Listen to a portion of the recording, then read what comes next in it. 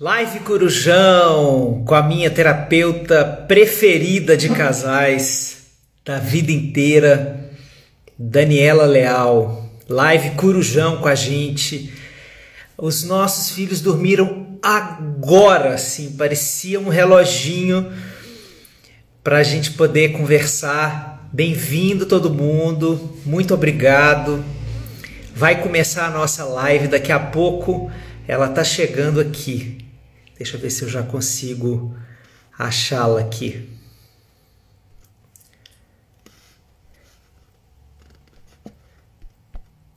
Tá aqui.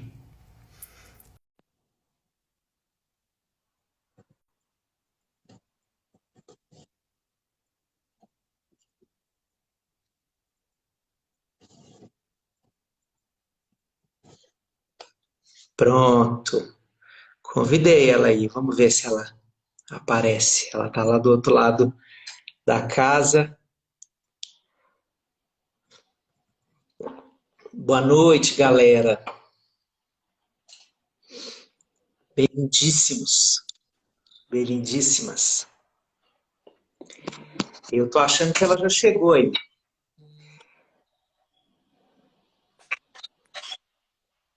Gente, Oi, o que tá amor. acontecendo? Você tá escuríssima. Tô online. Não tô conseguindo.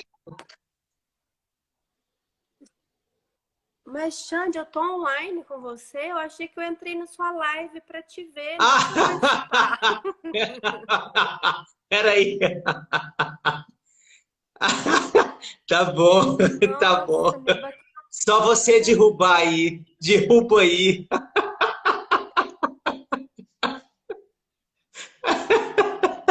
Derruba aí. Pronto. Desculpe a nossa falha. Voltamos com a nossa programação normal.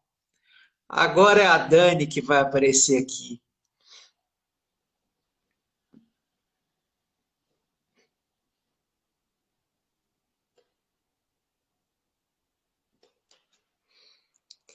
Pronto.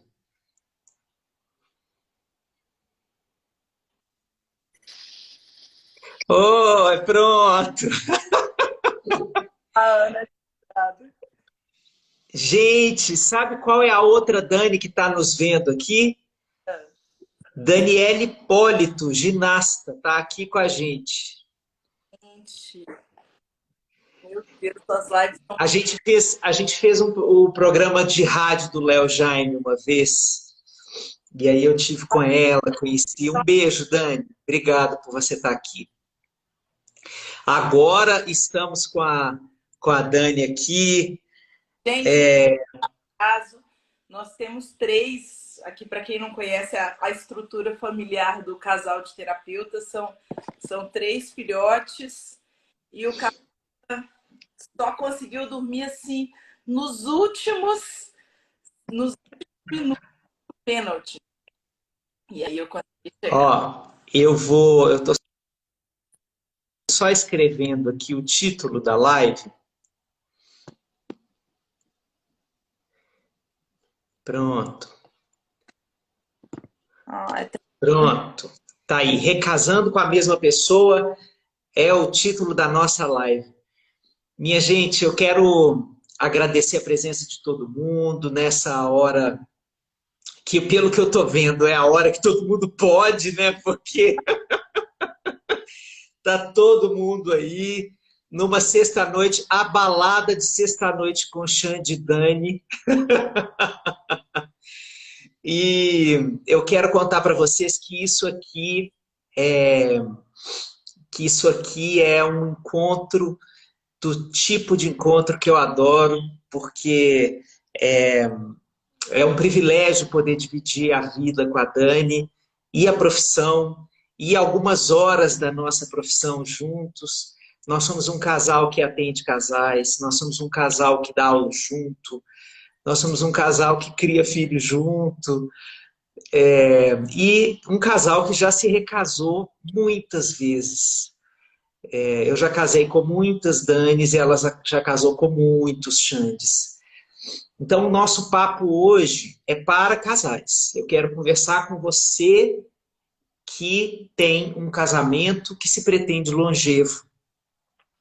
Ou até um casamento que já passou pelos seus altos e baixos e que você está, nesse momento, vivendo algum tipo de crise, né? Então, eu quero conversar com a Dani para absorver um pouco dessa beleza que ela tem e do lado de dentro ela é ainda mais bonita do que do lado de fora, se isso é possível. E do lado de dentro tem um coração que pulsa e um cérebro que pensa e faz conexões incríveis no atendimento às pessoas.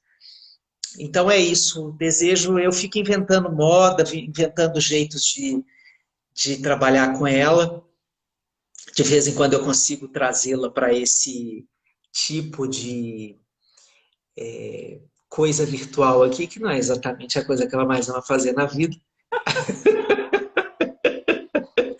Né, amor? Eu disse bem, você quer completar apresentações?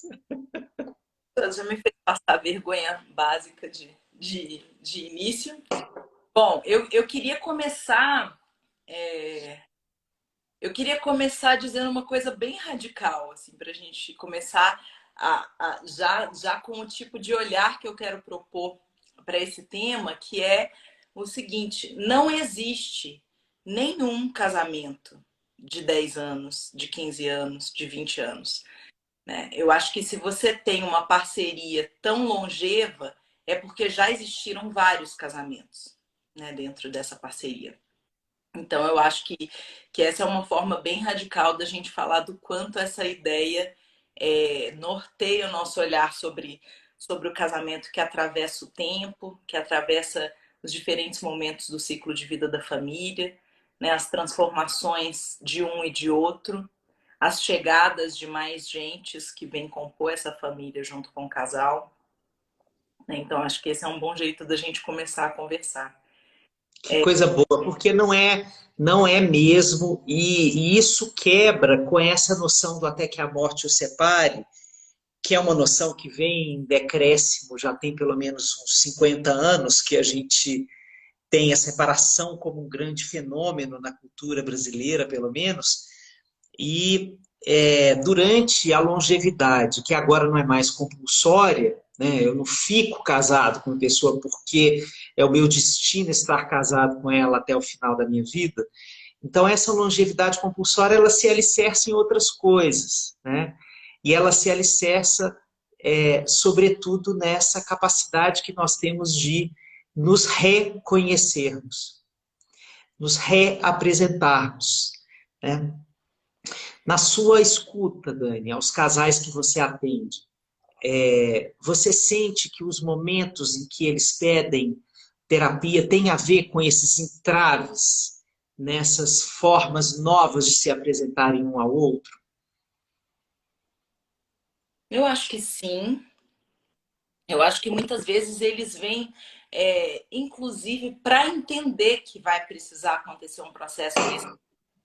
Porque eu sinto que muitas vezes, quando os casais vão em busca de apoio, né, em busca de uma terapia de casal, às vezes eles ainda estão lutando contra um pedido que é da ordem do impossível, que é o pedido de um para o outro, ou dos dois, um para o outro, de que eles voltem 2 passos para o lugar que aquele casamento já habitou antes.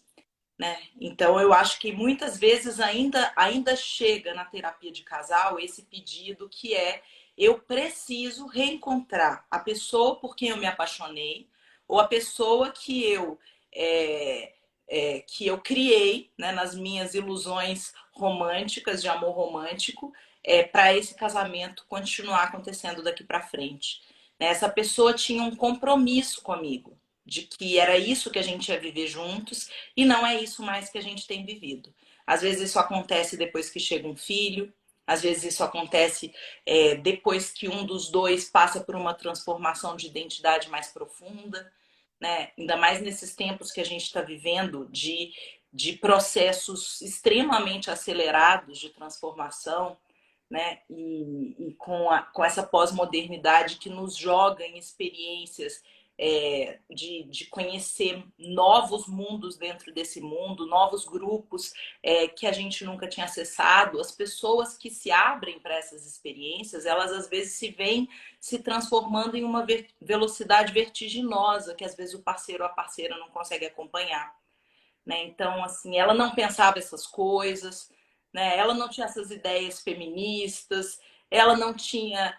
a gente não tinha essas ideias sobre criar um filho dessa forma, e agora essa outra pessoa com quem eu divido a vida tá vindo cheia de coisas que eu não fui criado assim, ela não foi criada assim, né? De onde está vindo tudo isso que invade a nossa relação e que me afasta da pessoa que eu imaginava que eu tinha do meu lado.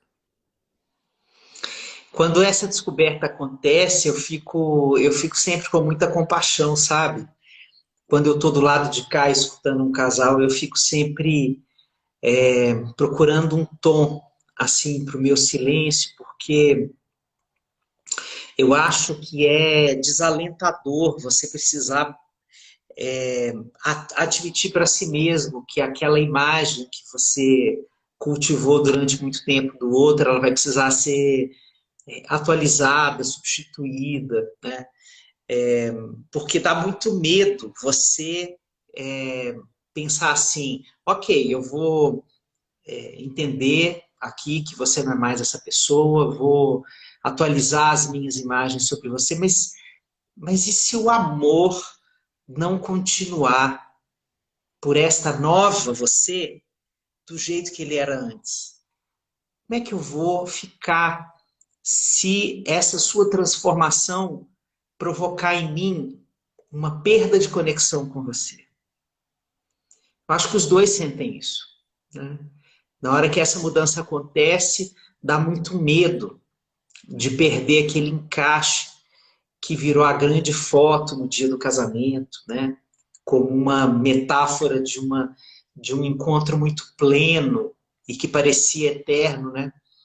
Então, dá muito medo passar por essa travessia de adaptação a quem o outro é agora, quem o outro se transformou. Porque realmente não tem garantia se o amor vai ficar no mesmo lugar, se a admiração vai ficar no mesmo lugar, né? Se os valores do casal vão conseguir se reajustar para construir uma ética que sobreviva a essas mudanças e que acompanhe essas novas pessoas, né? Então, eu sempre me compadeço muito desse momento, porque eu acho que é um momento que as pessoas precisam de um abraço também, sabe? Não é aquele tom assim, ó, você precisa se acostumar, ela não é mais essa pessoa. Eu acho que o tom não é esse. Às vezes eu vejo pouca delicadeza na percepção da dificuldade do que isso representa para todas as pessoas. Até porque eu acho que isso que você trouxe dessa forma tão é uma das dimensões do medo. Eu acho que é um dos medos que faz parte do processo de transformação dentro do casal. Mas eu acho que tem um outro medo que vem ali na sombra desse olhar para a transformação do outro, que é o medo do que aquilo traz de pergunta nova sobre mim mesmo. A transformação do outro, ela me tira da minha zona de conforto com relação ao meu caminho de crescimento. Né? Então, quer dizer, quando estávamos os dois aqui, estava tudo funcionando, e você vai para lá, e você diz que ali você aprendeu mais, né? E você se sente maior, e você sente que você está aprendendo, e você sente que você está...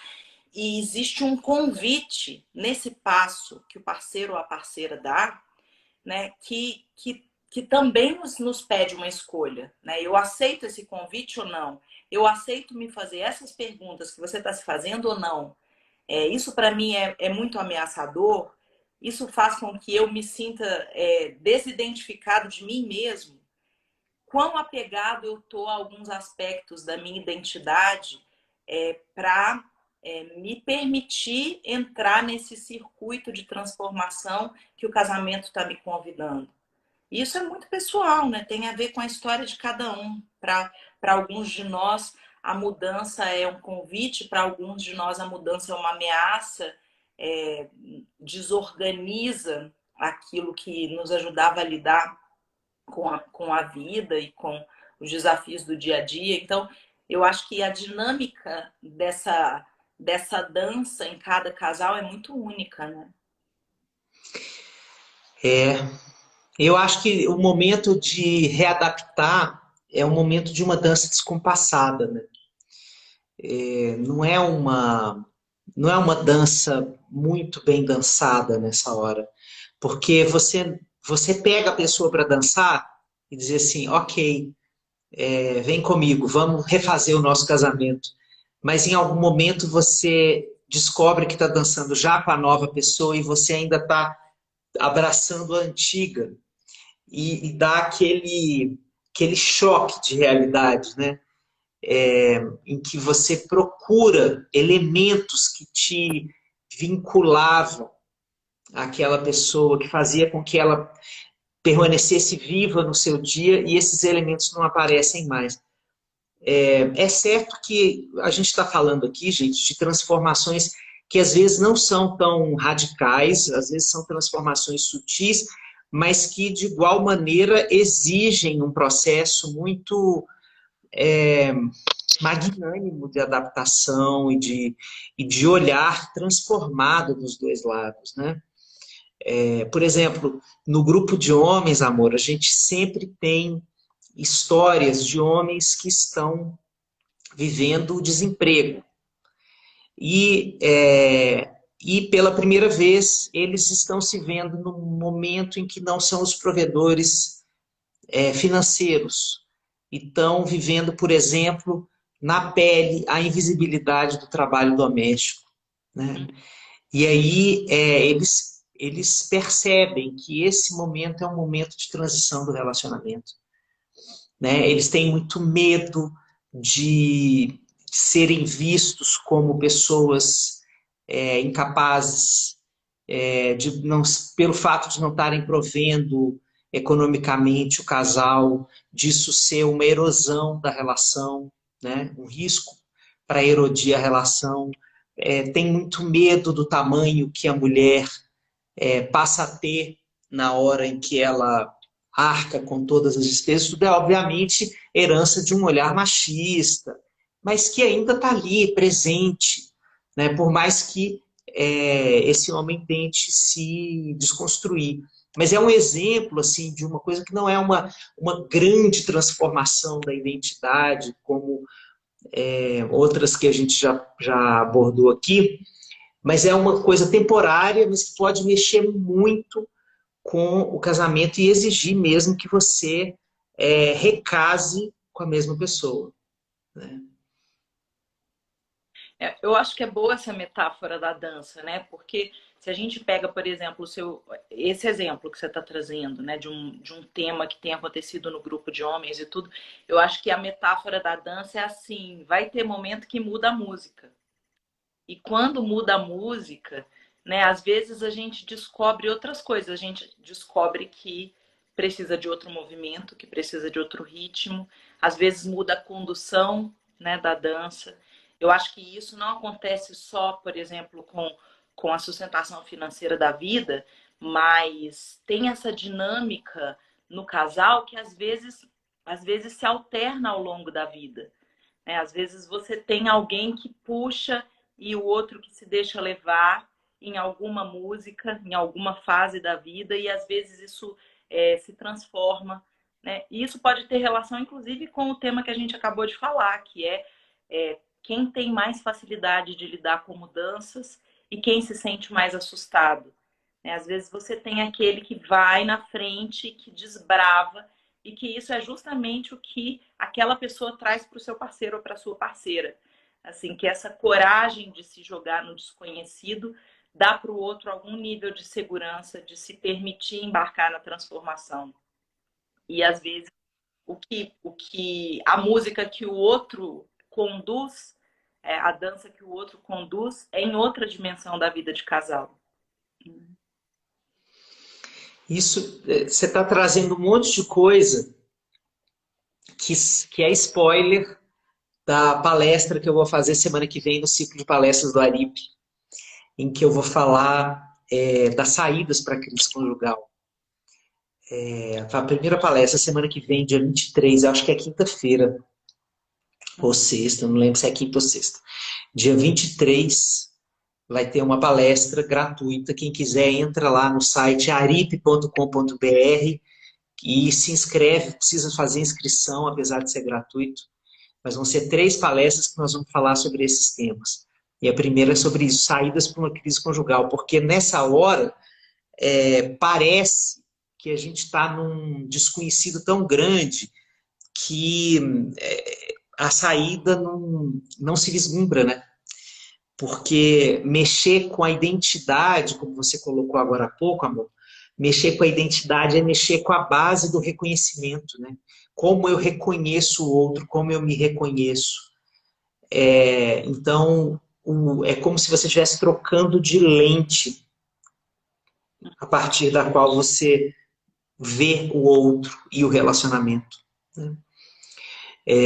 O nosso trabalho... Oi.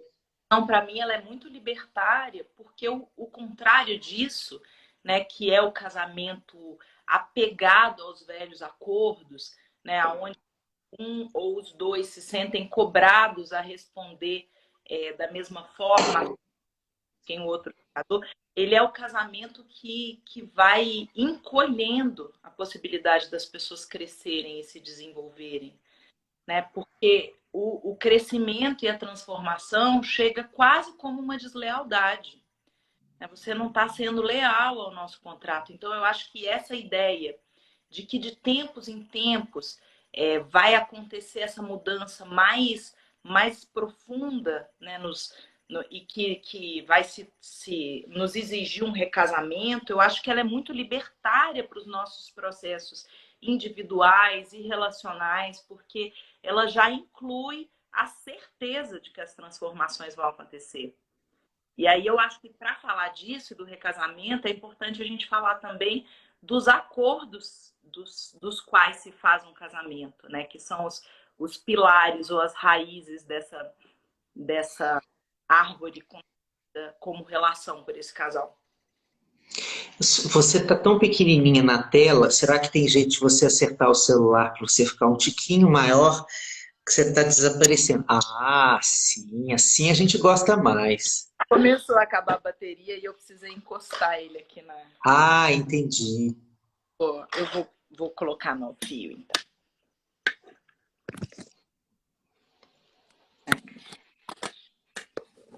O povo fica aqui falando, dá vontade de conversar, que tem um monte de gente falando tanta coisa. Você quer pegar um pedacinho aqui da fala do povo? Vamos falar primeiro dessa história dos acordos, depois a gente conversa com as perguntas e os comentários. Aí, muito bem. Estão perguntando se a gente está em casa separado. Não, a gente está em quartos separados. Isso aqui é só para fazer chá.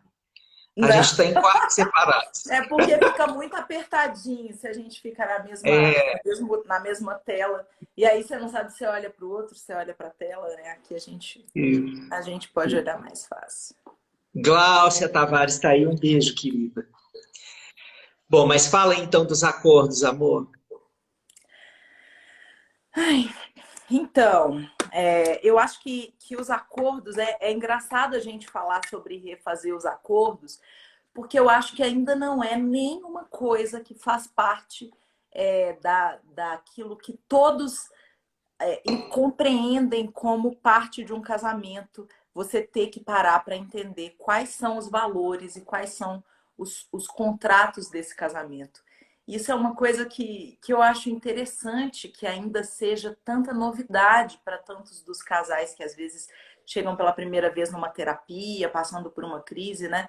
Porque eu acho que ainda vem da ideia do casamento como uma instituição na qual as pessoas entram e que existam, talvez, algumas placas, alguns sinais que vão servir para todos nós.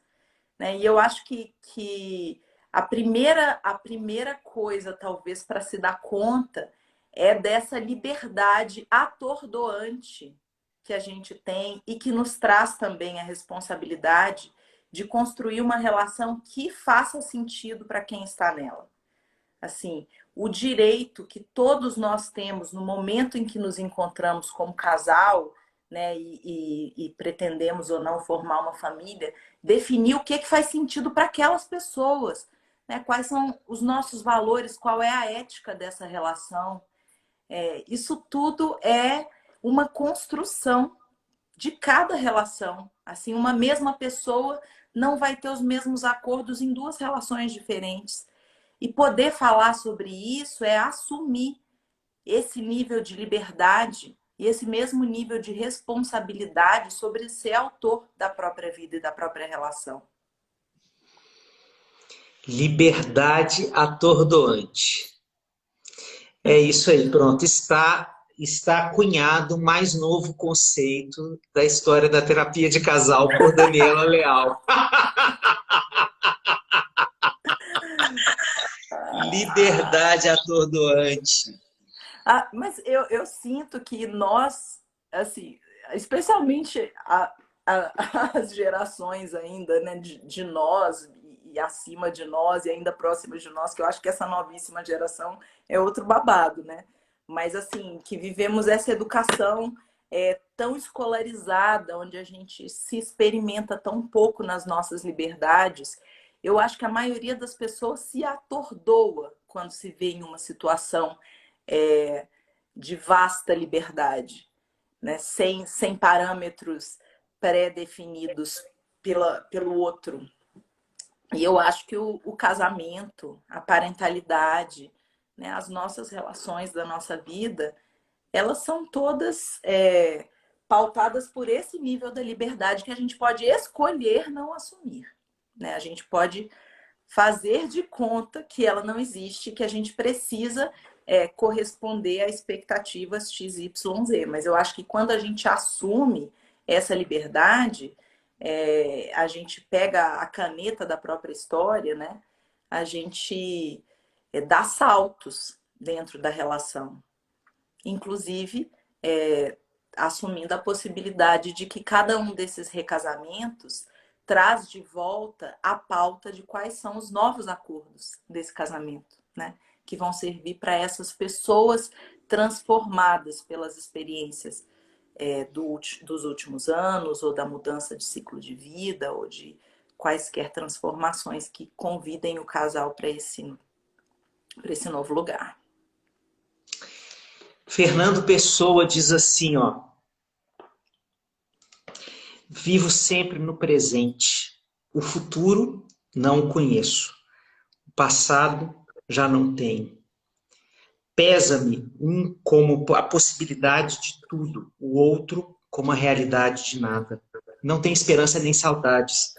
Conhecendo o que tem sido a minha vida até hoje, tantas vezes em tanto o contrário do que eu desejara, que posso presumir da minha vida de amanhã, senão que será o que não presumo, o que não quero, o que me acontece de fora, através da minha vontade. Não tenho nada no meu passado que relembre com o desejo inútil de o repetir. Nunca fui senão um vestígio e um simulacro de mim.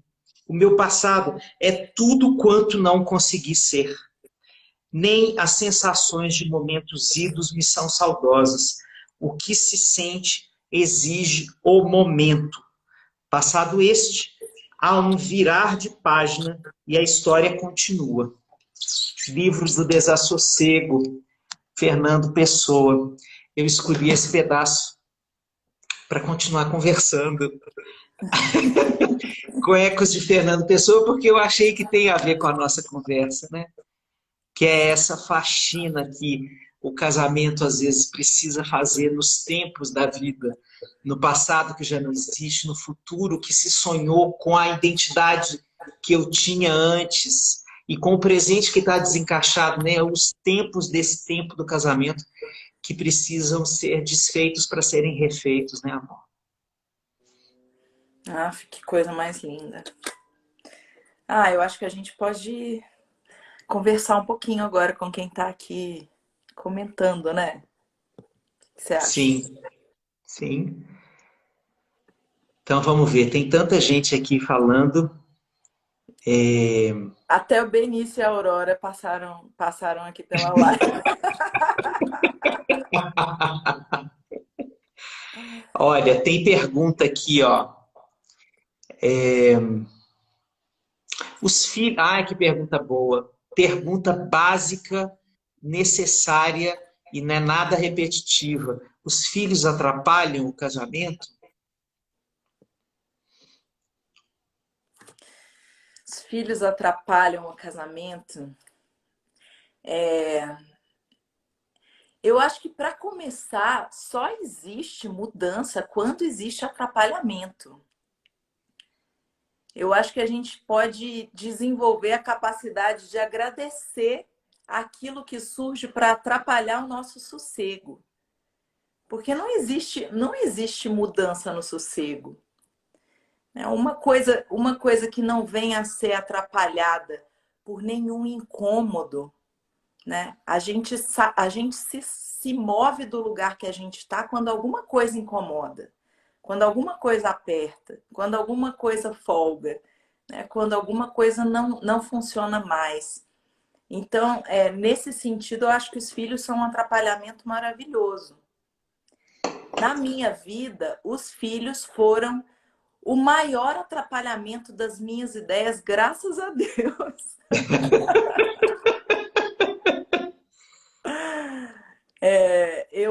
Eu acho que eles chegam quebrando tudo.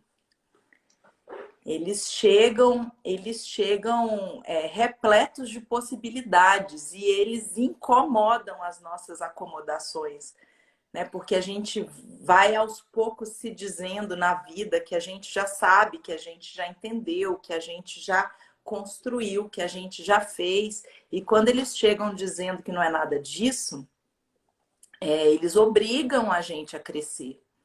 Eles obrigam a gente a revisitar os lugares onde ainda tem ferida aberta, porque elas voltam a doer quando eles nascem. A gente volta revisionista, a gente faz um revisionismo da nossa história toda, né?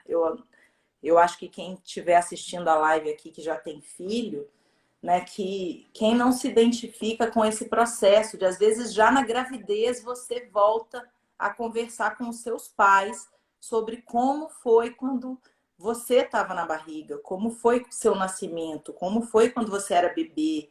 E às vezes essas coisas chegam como emoções avassaladoras sem história para a gente compreender, né? Mas elas nos levam para o cerne de muita coisa que estava abandonada, muita poeira embaixo do tapete. E Desde o momento em que nasceu o nosso primeiro filho, eu vi que eu ia ter que trabalhar muito. Não só para me adaptar à maternidade, mas para entender a nova Daniela que eu passava a ter do meu lado. Né? Desde a cena primordial ali, quando você pegou ele e a enfermeira falou que você ia deixar ele cair. Lembra? sim. Uma coça na enfermeira no alto do seu expulsivo. E pegou ele e trouxe ele para junto de você. Naquele momento, além de toda aquela emoção, eu falei: eita, Lelê, é outra mulher aqui, hein? E para além da relação com o filho, né? Eu acho que a chegada do filho claro, tem as maternidades adotivas e outras vias de maternidade, mas nesse momento eu vou falar da maternidade biológica, que começa com gestação, parto, cesárea, amamentação ou não, mas ela é um advento que marca um antes e depois da relação da mulher com o próprio corpo. E do homem com a necessidade de se haver com o olhar dele sobre o corpo daquela mulher e o encaixe desses corpos, né? A sexualidade que é toda revirada desde a gestação, né? Que traz para aquele corpo outra temperatura, outro cheiro, outros hormônios, outro ciclo de desejo, né? E outra, eu acho que ele provoca essas perguntas que às vezes nunca foram perguntadas, né? Onde mora o seu desejo, né? Aonde acontece o encontro? Qual é essa sexualidade que vocês vivem? Ela tem condições de se expandir para abraçar esse corpo desse tamanho, né? Essa montanha russa de emoções, esse puerpério, esse peito que agora também jorra leite, né? Esse corpo que pare outro corpo, como é que esse parceiro ou essa parceira olha para esse processo, né? A gente já viu coisas super potentes em relação a isso, tanto de dificuldades, né? Uma dificuldade de olhar para esse corpo que de repente pode estar projetando um monte de ideias de um sagrado que não compõe mais a sexualidade, e como que eu lido com essa mulher que agora é mãe, e às vezes isso afeta o desejo de uma forma muito difícil, quanto o contrário, né? De parceiros que dizem, depois que essa mulher pariu, eu não me aguento mais de tesão de olhar para a potência que é esse corpo. Então, eu acho que todas essas dimensões da vida de casal, elas são atrapalhadas da melhor forma possível, sim, pela chegada dos filhos, porque elas nos chamam para amadurecer, às vezes, vivências que já não comportam tudo aquilo que a gente precisa dar conta. Sabe que agora esse lugar de mediar esse grupo dos homens a cada terça-feira lá, há 4 anos já, eu fico lembrando, quando você vai falando, eu fico lembrando do processo masculino dessa história, de uma lentidão maior para entender tudo isso. E acho que esse recasamento, nesse momento do puerpério, ele vive um descompasso do ritmo em que um e outro conseguem, por questões biopsicossociais, lidar com a potência dessa transformação. Tem uma diferença muito marcada desse ritmo. E o ritmo masculino, que é normalmente mais lento, ele irrita, ele desloca a mulher desse lugar de admiração, né? Ele, às vezes, regride, né? Muitos casamentos têm esse tom materno-filial que só fica claro na hora do nascimento do filho, porque o homem se sente tendo perdido a mãe, e aí ele tem as mesmas frases do filho primogênito quando nasce o segundo. Você não me dá mais atenção, você não tem tempo mais para mim. As frases são as mesmas. Então, essa dificuldade, às vezes, né, que a gente percebe nos homens de construir uma postura adaptativa a partir do adulto, a partir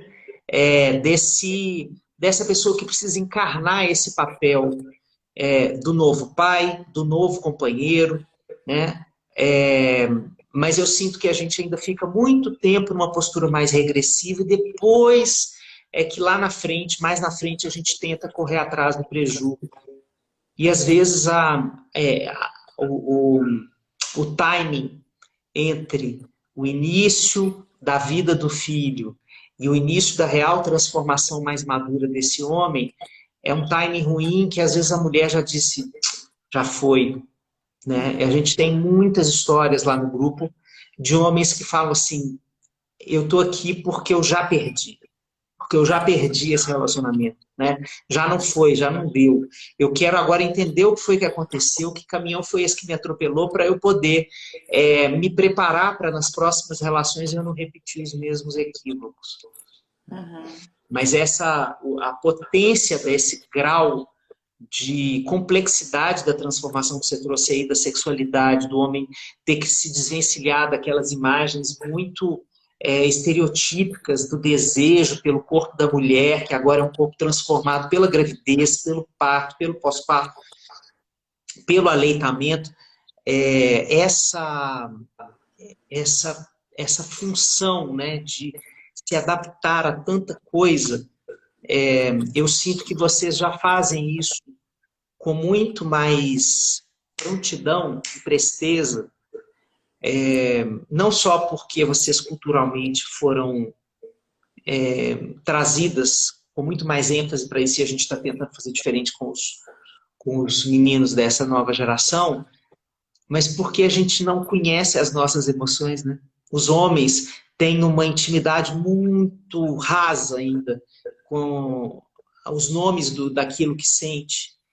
E aí tem mais uma tarefa para essa mulher puérpera, que é ficar falando para esse cara, olha, isso que você está sentindo é tal coisa, e isso que você está sentindo. Então é mais uma leva de carga mental, né? Eu acho que diante disso, espaços como o grupo de homens, quaisquer grupos, né, que se proponham a isso, e todos os espaços terapêuticos são essenciais, porque senão não pode ser mais o papel da mulher, né?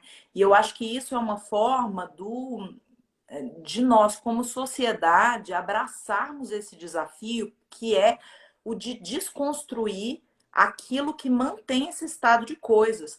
Porque eu acho que esse homem, ele só pode ter esse delay tão grande para se dar conta das coisas, porque todos, a grande, esmagadora maioria dos olhares que ele recebe da cultura legitimam esse lugar.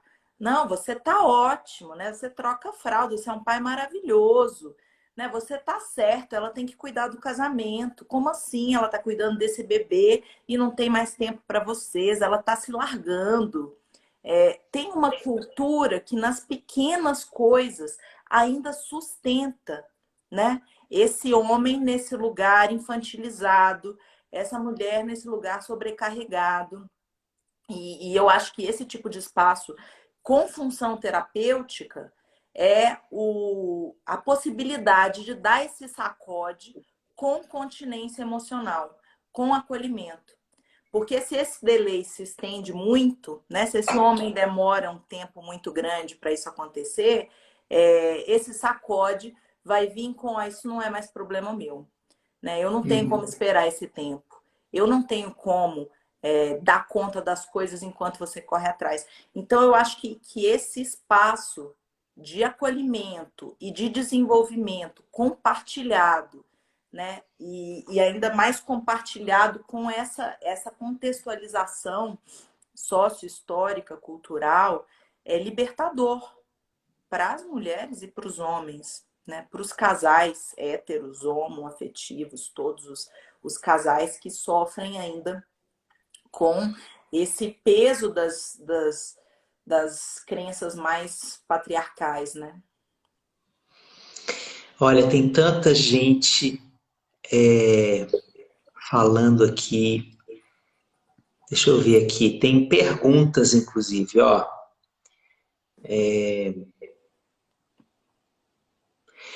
Pandemia é época de trabalhar questões no casamento ou só de sobreviver? Época de... Eu não vi essa, lê de novo aí para mim. Pandemia é época de resolver coisas do casamento ou só de sobreviver? Bom, eu posso subverter a pergunta. Eu acho que resolver coisas do casamento na pandemia é sobreviver. Inclusive, talvez mais do que nunca, né, gente? Porque, assim, eu acho que a explosão dos pedidos até, né, de terapia de casal, de terapia de família, tem a ver com isso. Assim, acho que as pessoas fora de pandemia, ou as pessoas que não estão fazendo nenhum tipo de isolamento ou quarentena, podem estar em uma outra realidade, mas as pessoas que cumpriram algum nível de isolamento social estão se vendo em um momento inédito, onde foram interditadas todas as formas de fugir desse casamento e dos seus problemas, né?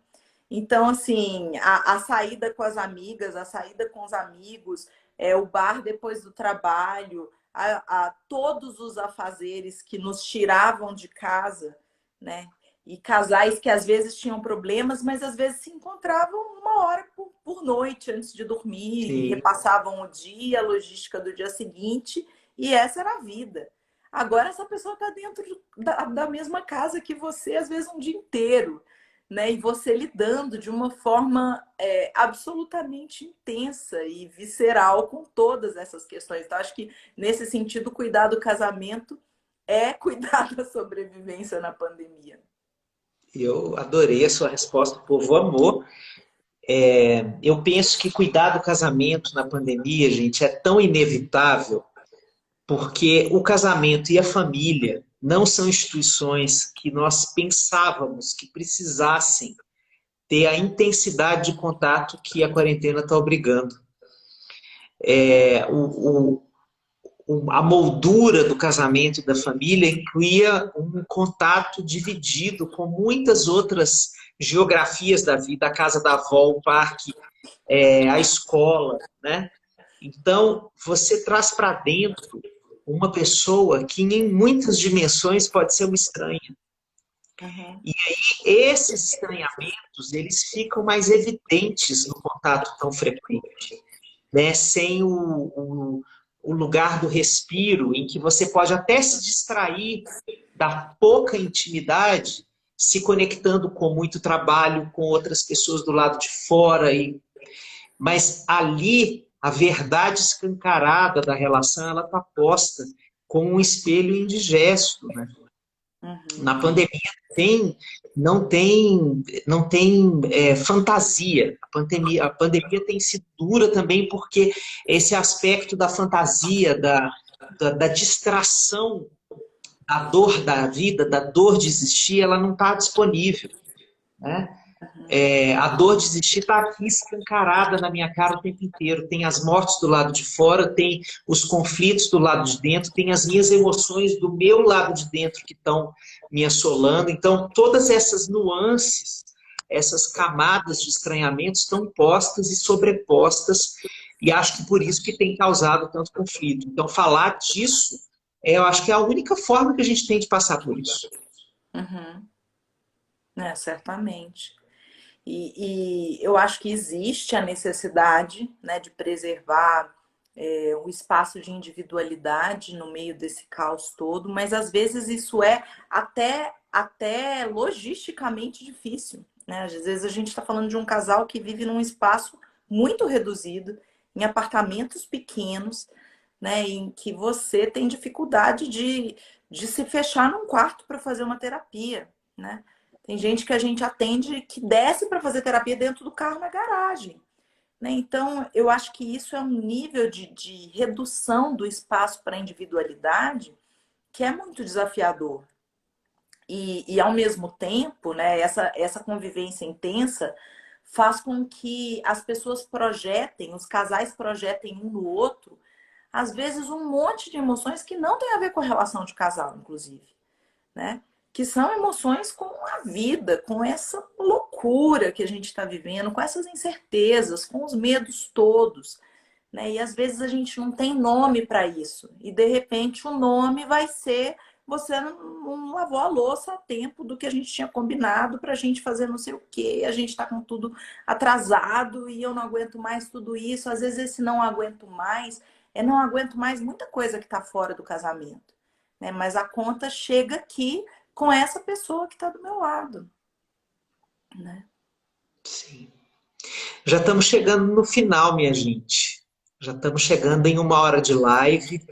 Eu quero dizer que eu estou impressionado com a presença das pessoas nessa alta hora de uma sexta-feira. Isso é mais uma prova de que a quarentena é esse lugar diferentão, né? Quem diria que na sexta-noite uma conversinha aqui no Instagram ia juntar tanta gente. Sextou vendo live de psicólogo. A live vai ficar gravadíssima. A gente quis abordar um pouco aqui essa dimensão de recasar com a mesma pessoa. Eu estou aqui com essa pessoa com quem eu já recasei sei lá quantas vezes, quantas vezes eu já recasei com ela e quantas vezes ela já recasou comigo. Dá mais de 10, eu posso garantir. Dá mais de 10 no meio disso. E eu quero dizer para vocês que esse tema do casamento em crise tem sido o tema das nossas vidas profissionais, né? A gente praticamente acorda e dorme falando disso, conversando sobre isso com as pessoas, porque tem sido a maior demanda das nossas clínicas, dos nossos trabalhos, né? Às vezes eu estou trabalhando em empresa, trabalhando, sei lá, relação, família e trabalho na quarentena, no home office, e aparece pergunta sobre crise do casamento. Então, aonde tem um psicólogo que diz assim, eu sou terapeuta de casais, está aparecendo essas perguntas, né? E até por isso, eu quero dar aqui um breve spoiler, mas eu e Dani estamos preparando para o mês de maio um projeto juntos, online, em que a gente vai fazer uma jornada terapêutica de casais. Aguardem, daqui a pouquinho vocês vão ficar sabendo. Lá no ciclo de palestras eu vou começar a contar essa história. Então se inscrevam aí no ciclo de palestras para vocês conhecerem essa proposta, porque vai ser uma proposta inédita. Nunca antes na história deste país vocês tiveram o casal que atende casais, atendendo um monte de casais em crise, ao mesmo tempo construindo uma ação solidária, coletiva e conjunta, nesse momento em que a gente precisa juntar esforços para sair coletivamente de todas as nossas tragédias, né? Eu acho que tem uma pergunta aí que a gente precisa responder antes de finalizar, que é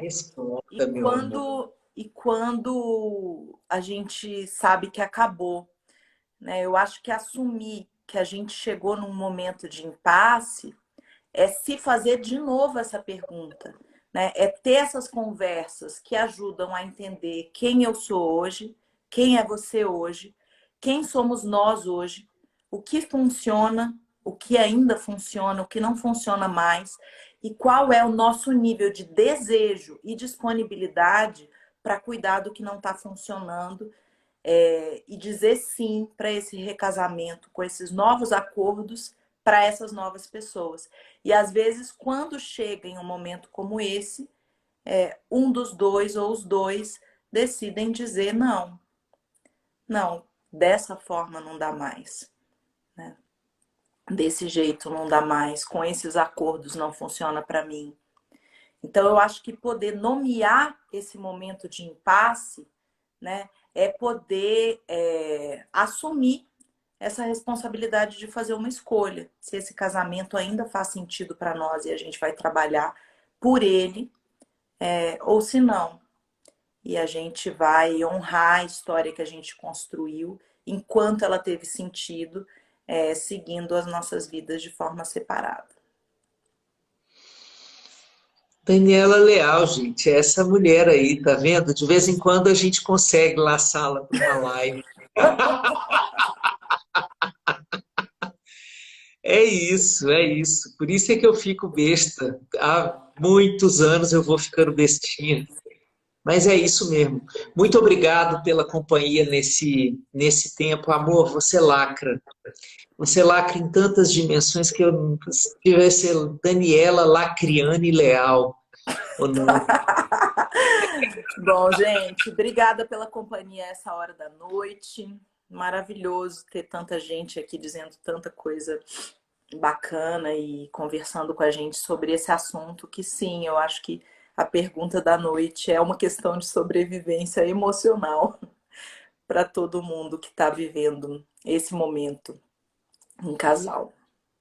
Boa noite. Então, aguardem. Em breve a gente faz outras dessas. A gente não tem como prometer nenhuma periodicidade, nenhuma frequência.